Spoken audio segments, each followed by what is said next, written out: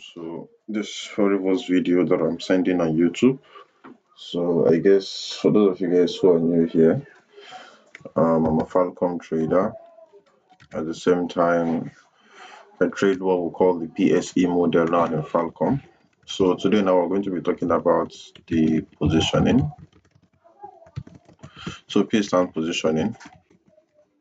Then the second thing is sequence.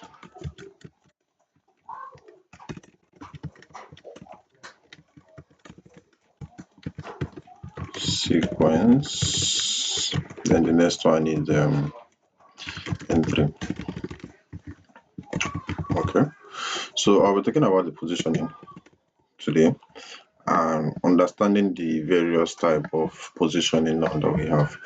Now, if you're trading the Falcon system, for those of you guys now that trades the Falcon systems like my student and the rest, this video now is not for beginners, but for intermediate Falcon traders and also people that are advanced.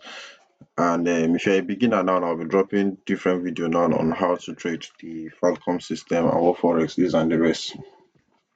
Once price is going to your value area, if you have been paying attention so far, let's take for example this higher time frame double top, price came back to that region. Once price gets here, you don't want to go to the 5 minutes, 1 minute, 15 minutes, or whatever time frame now to be looking for an impulse, a flag to the downside. Now there are areas where you look for this. Now a situation, the areas where you can look for something like this now is when you have something like this, price went back to that place, and we'll have something like this. Then we'll have a drop, be it a 15-minute flag that you can refine in the 5 minutes, then you can sell it down to this place. Why? Because it gives you room to manage. Why it gives you room to manage is because this thing now could just be a bold flag to the upside, but within this section now you have made your profits, right? Now another way again to look at it now is if price should go up like this, come back, then you want to wait for either a hook point, a 1 hour time frame hook point where you get a two touch, is that you're taking a risk entry, or you're like me now that wait for insurance entry to the downside. So something like this, right? Why you're doing this now is because if you're looking left, there's no inflation point.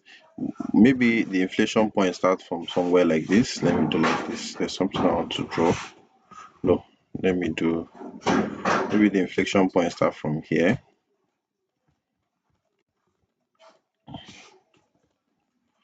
Okay, so maybe we'll have an inflection point down here. So we could either take risk entry within, if you're seeing that candlestick confirmation, or you wait for insurance entry like me here, right? So you could see this price action, and this price action, they are different.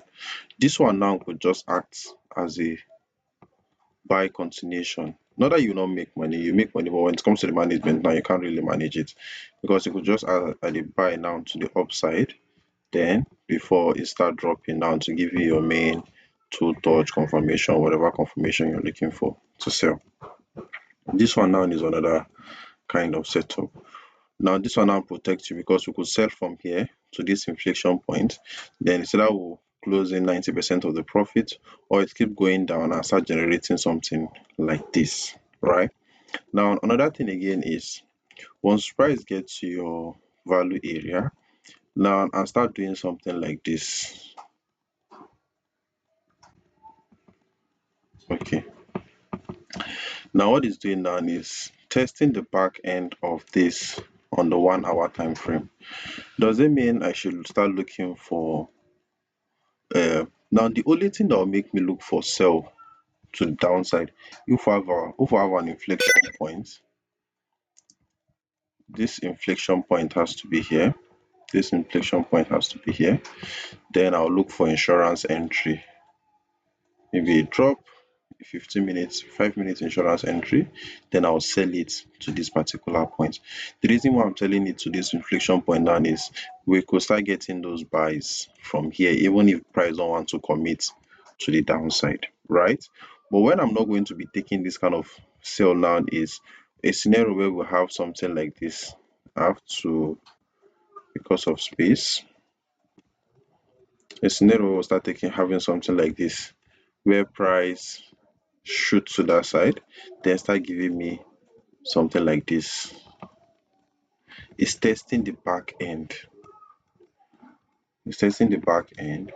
Then it came back to give me a drop, an insurance entry. Then I'm anticipating that it's going to go down. Not that it's not going to work, but this could just be a trap now for a continuation to the upside. Reason being, there's no closest inflection point down here that we can manage it to. So if price is just going there straight, you don't want to be here looking for impulse. Wait for more price action to develop to either a two touch. This could be a two touch. This could be a three touch continuation that you can manage. So the key thing here now is once price gets to your value area, look for that inflection point, closest inflection point now that you could manage price to. Let me show you guys one example that happened currently with um CHFJPY. Now, and if you look, price have come back, test the back end of this place.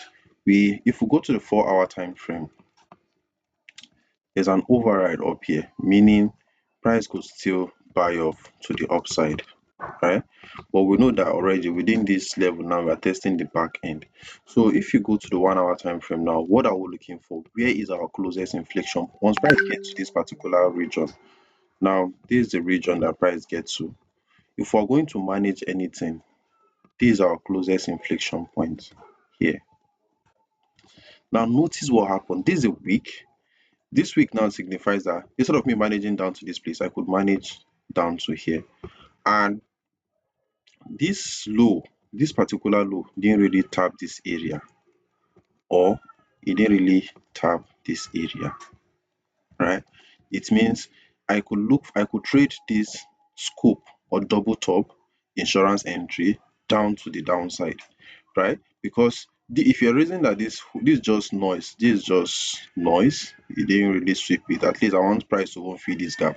So once I'm here now and I'm neutral, price could keep going down or could get that continuation down to this top, to this particular area here. So I'm not just going looking for trades now for me to trade, but I'm going down looking for an inflection area now. That inflection area now serves as a magnet. Look at this one, and as a point where price can reverse. Now, if I'm going forward with this particular trade, what do you think I'm looking for? I'm looking for a larger continuation. This could serve as a tool, as a hook point.